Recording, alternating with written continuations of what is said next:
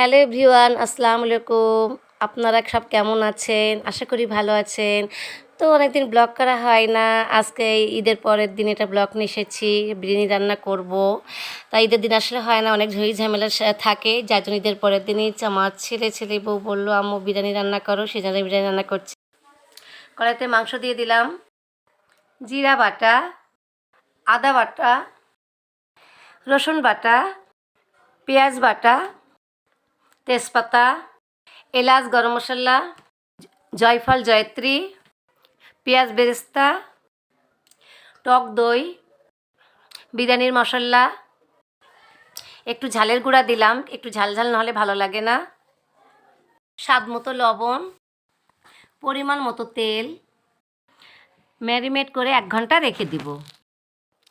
1 ঘন্টা পর আমি চুলায় দিয়ে দিছি।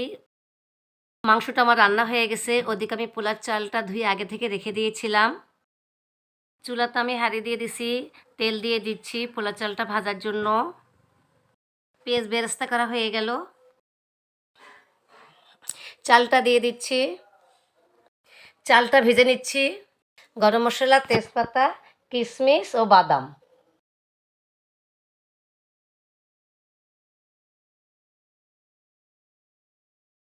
পেঁয়াজ ভাজাগুলো দিয়ে দিলাম। আমার চাল ভাজা হয়ে গেছে, এখন আমি গরম পানি দিয়ে দিচ্ছি। এখন মাংসগুলো ভাতের ভিতর ঢেলে দিচ্ছি। দুধ দিয়ে দিলাম, অল্প একটু চিনি দিয়ে দিচ্ছি। আমার বিরিয়ানিটা রান্না হয়ে গেল, এখন অবশেষে একটু ঘি দিয়ে দিচ্ছি। আমার বিরিয়ানিটা রান্না হয়ে গেছে, এখন প্লেটে নিচ্ছি। বিরিয়ানিটা খেতে খুব স্বাদ হয়েছে। আমার ভিডিওটি আজ এই পর্যন্ত। সবাই ভালো থাকবেন।